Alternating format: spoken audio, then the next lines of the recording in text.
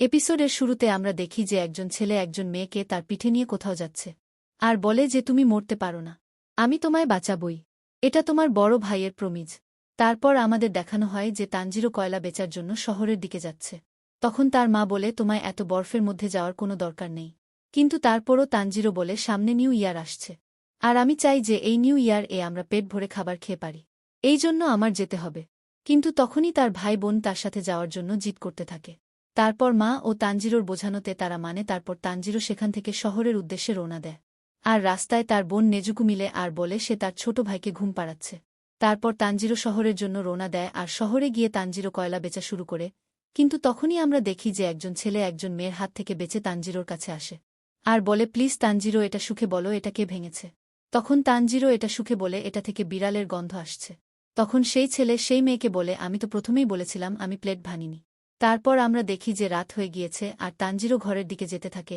আর তখনই একজন বয়স্ক লোক তানজিরোকে বলে এই সময় তোমার ঘরে যাওয়া ঠিক হবে না, তোমায় আজ এখানে থেকে যাওয়া প্রয়োজন। এর আগেই কি দানব এসে যায়। তখন তানজিরো ঘরের ভেতর এসে যায় আর খাবার খেতে থাকে। আর খেতে খেতে সে সেই লোককে জিজ্ঞেস করে এই দানব আসলে কি। তখন সেই বয়স্ক লোক বলে দানব রাতে এসে মানুষকে খেয়ে ফেলে, এই জন্য তোমার রাত করে ঘোরা ঠিক না, তুমি ঘুমিয়ে যাও আর সকালে তোমার ঘরে ফিরে যাও। আর সকালে তানজিরো তার ঘরের দিকে রওনা দেয়। আর যেমনই সে তার ঘরের কাছে পৌঁছায় তখনই সে রক্তের গন্ধ পায়। আর সে দৌড়াতে দৌড়াতে তার ঘরে পৌঁছায়। আর যেমনই সে তার ঘরের ভেতর ঢুকে সে দেখে সবাই মারা গেছে। যা দেখে সে অনেক বেশি শক খেয়ে যায় আর ভাবতে থাকে এটা কে করেছে। আর সে এর মধ্যেই দেখে যে তার বোন নেজুকু এখনও বেঁচে আছে। আর সে তাকে তার পিঠে উঠিয়ে হাসপাতালের দিকে দৌড়াতে থাকে। আর দৌড়াতে দৌড়াতে তানজিরো অনেক ক্লান্ত হয়ে পড়ে। আর ঠান্ডার জন্য তার শ্বাস নিতেও কষ্ট হয়। আর তার মধ্যেই আমরা দেখি যে নেজুকু দানবে পরিণত হচ্ছে। আর তারা দুজন পাহাড় থেকে নিচে পড়ে যায়, কিন্তু বরফের জন্য তারা দুজন বেঁচে যায়। আর তারপর তানজিরো দেখে যে নেজুকু তার পায়ে দাঁড়িয়ে আছে। তখন তানজিরো বলে তোমায় দাঁড়ানোর কোনো প্রয়োজন নেই, আমি তোমায় উঠিয়ে ডাক্তারের কাছে নিয়ে যাব। কিন্তু তখনই নেজুকু তানজিরোর উপর হামলা করে দেয়। আর তানজিরো নিজেকে বাঁচানোর জন্য তার কুড়াল নেজুকুর দাঁতে বাজিয়ে দেয়। কিন্তু নেজুকুর সাথে তানজিরো তাও পারে না। তখন তানজিরো ইমোশনাল হয়ে বলতে থাকে আমায় মাফ করে দিও, যখন তুমি মরে যাচ্ছিলে আমি ঘুমাচ্ছিলাম, আমি কাউকে বাঁচাতে পারিনি, কিন্তু আমি তোমায় বাঁচাবই, সাহস রাখো, তুমি দানব হবে না। তখন আমরা দেখি যে নেজুকু কাঁদতে থাকে। কিন্তু তখন একজন তলোয়ার দিয়ে নেজুকুর উপর হামলা করে দেয়। কিন্তু তানজিরো তাকে বাঁচিয়ে নেয়। তখন যেই ছেলে তানজিরোকে জিজ্ঞেস করে যে তুমি এই দানবকে কেন বাঁচাচ্ছ, তখন তানজিরো বলে যে এই আমার বোন। আর সেই ছেলে নেজুকুকে ধরে ফেলে আর বলে আমার দায়িত্ব হচ্ছে আমি সব দানবকে খুঁজে বের করব আর তাদের মেরে ফেলব। কিন্তু তখন তানজিরো বলে যে নেজুকু কাউকে মারেনি, এমনকি আমার ঘর থেকে একটি আলাদা গন্ধ আসছিল, আমার মনে হয় সেই আমার ফ্যামিলিকে মেরেছে, আমি জানি না নেজুকু দানব কিভাবে হয়েছে। তখন সেই ছেলে বলে এর রক্তের সাথে কোনোভাবে দানবের রক্ত মিশে গিয়েছে, আর জন্য সে দানব হয়ে গিয়েছে। আর এভাবেই এই দানবরা তাদের জনসংখ্যা বাড়ায়। কিন্তু তখন তানজিরো বলে আমার বোন কাউকে মারেনি, প্লিজ তাকে ছেড়ে দাও। তখন সেই ছেলে বলে তুমি কি মজা করছ, যদি আমি তাকে ছাড়ি সে তোমার উপর হামলা করে দিবে। কিন্তু তখন তানজিরো বলে সে আমার বোন, সে জানে আমি আর বড় ভাই, সে আমার উপর হামলা করবে না, আমি তাকে ঠিক করার রাস্তা বের করব।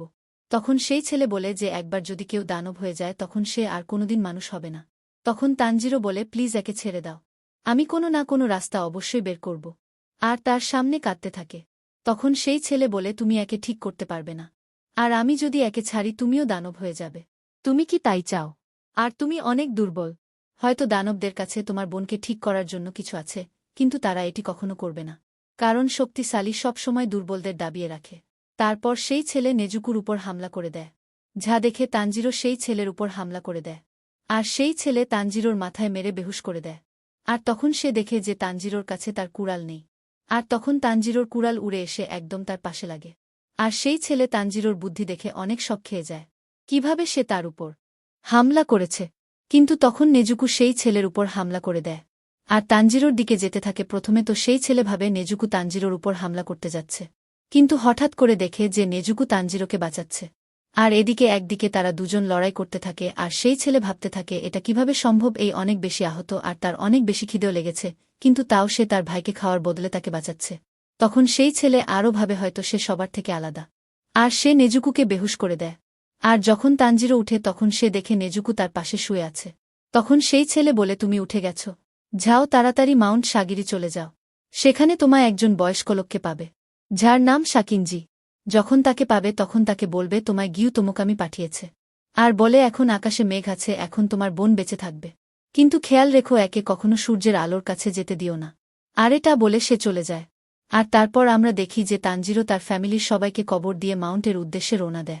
আর এর সাথে এপিসোড শেষ হয়ে যায়।